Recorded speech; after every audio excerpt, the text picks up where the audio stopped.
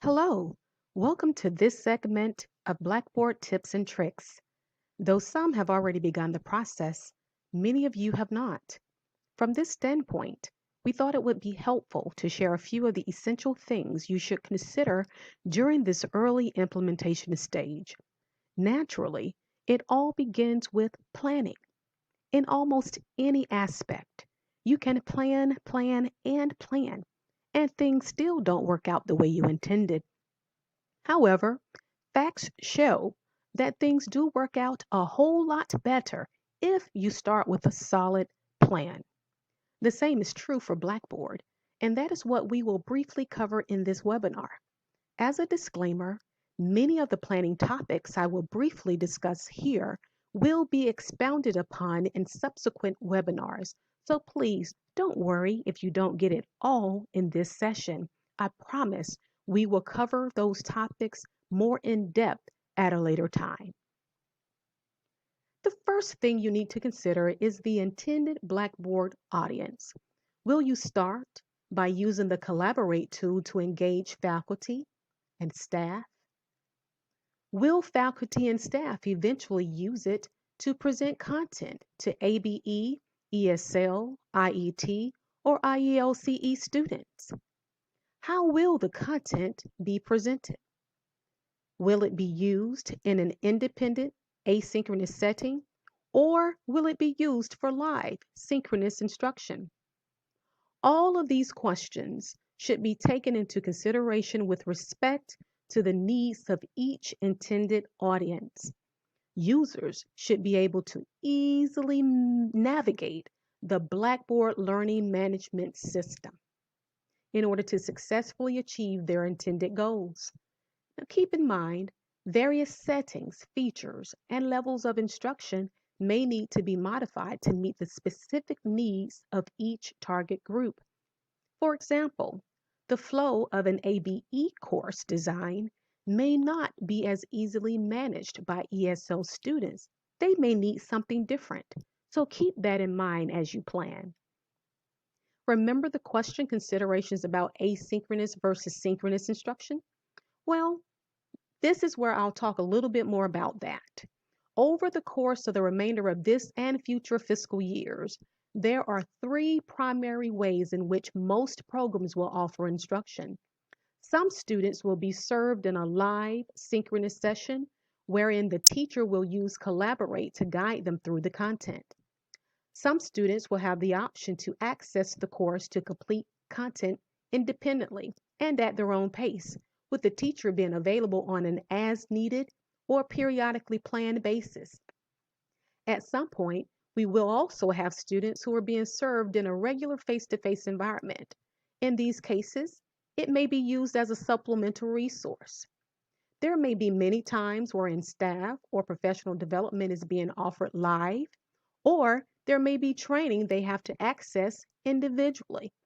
Regardless of the instructional delivery method, it is absolutely crucial for the content to be easily adaptable for usage in all scenarios. Now, this next professional word of advice is not written in a published peer-reviewed manual or a YouTube video. However, as a contribution to the field, based on the experience April and I have had over the past couple of months in building a course, we both found that versatility lends its hand more so in building content from an asynchronous perspective. If you build content in a user-friendly, logical, easy to follow format, both teachers and students will be able to navigate Blackboard in either environment. Oppositely, if you build content with concepts, activities, and materials that are best suited in face-to-face environments or with a teacher, if a student ever does have to do independent studies for some reason, they will either be limited or lost altogether. So please keep that in mind as you're planning. Now, once your audience has been identified and you have taken all the instructional delivery methods into consideration, as it concerns student instruction, the first place you need to start is building content with, can you guess? If you said standards, you're correct. There is no way to circumvent the CCR standards.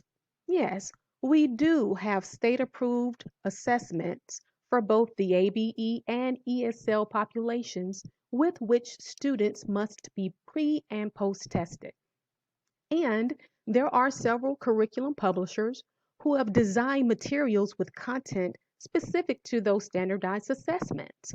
However, in a close examination of those popular publisher materials as compared to the CCRS, a significant amount of standard content has been excluded within those various levels. The desire is for students to be successful within our programs. Also, we want to ensure they are program or work ready upon exit. They should not be deficient and still in need of developmental instruction when they matriculate from our program. Providing standards-based instruction is the only way we can accomplish both goals. For this reason, we strongly assert the fact that standards need to be the guiding factor for all instructional methods in all instructional environments. Now that you've identified what content you will teach based on the standards and levels, you need to give purpose thought to the desired naming convention or nomenclature that will be used throughout Blackboard. For example, your course shells, the courses, documents, etc. Careful consideration for the overall course structural organization is essential. We understand there is much to consider regarding how you will structure it. Will it be by the level, then by subject? Will you do it by subject, then by level? Will you enfold the science and social studies for GED students into the reading section or make separate courses for them? Whatever route you take, we do suggest that it is uniform program-wide. Particularly with shared students, there may be a technology learning curve already. We don't want to increase that curve even more by having them subjected to a dozen different formats and organizational course structures. Though there should be some level of flexibility that allows teacher personalization, certain organizational aspects should be standard. Currently, the System Office has not released any mandates surrounding nomenclature. However, we are asking programs to avoid using TAPE levels as their naming convention. Rather, use the appropriate NRS level 1 through 6 instead. Now you have your audience, standards, and nomenclatures. Great! Now here comes the fun stuff, content. Whatever it is, whatever the format, it needs to be aligned to the CCRS. Now, will you use a set or combination of the various publisher-created curricula? That is acceptable if you have the appropriate copyright and usage permissions to do so. Will you form a local team to build a customized curriculum using OER, which is Open Educational Resources? Or will they build original content? Or will it be a combination of all of them? Once again, no matter the choice, no matter the method, it has to be flexibility. There is no one right way to do this. However, during this planning phase, we do strongly recommend content creation based on vetted, thorough, standard aligned lesson plans.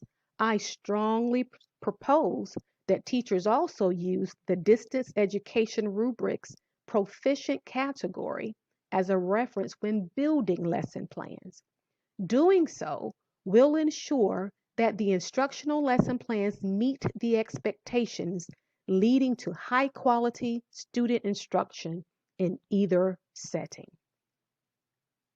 Another important consideration concerning the creation of lesson plans is the student perspective. Design all content from their perspective, not the educator's perspective. As aforementioned, There should be explicitly clear and detailed instructions throughout the content. Things we as instructional leaders do naturally without much thought might cause frustration to the student to the point they quit.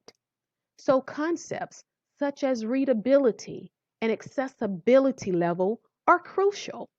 Readability refers to the approximate number of school years needed to understand the writing level. Accessibility is the practice of making sure materials are suitable for use amongst the special needs population. Leading implementation with these points in mind is essential. Doing so will save a great deal of time. It will also aid in decreasing builder frustration. Because of the significance, each concept will be covered in more detail in subsequent webinars. Now, I know this was a lot, but please know that all of us at the system office are available to help you as you continue in this process. Kimberly is available for more technical support. Jamie and Kiki are available for those upper level technical needs in terms of access. However, April and I are available to answer any questions concerning the design and building content. We are also still learning and rely heavily upon GVTC personnel. But anything we don't know, we will seek help to find the answers and make sure that we are available to assist you in any way that we can. Thank you so much for listening on today. I hope there's something you gained that can help you in this process. And before I close, I do want to point out some resources that I developed during the process of creating my master course that I felt might be helpful. So once you click this button here where it says click here to go back to the first slide, there are some sample materials again that I have created, and I'm opening those up and making them available just as samples so you can see some of the things that I use to guide my process. If you go on the screen, you'll see these different pictures. Click on them and you'll see the different resources that I do have available. And again, it takes you right back here and you can navigate that. Thank you so much for listening. That is all I have for now. You have just experienced Blackboard tips and tricks for planning.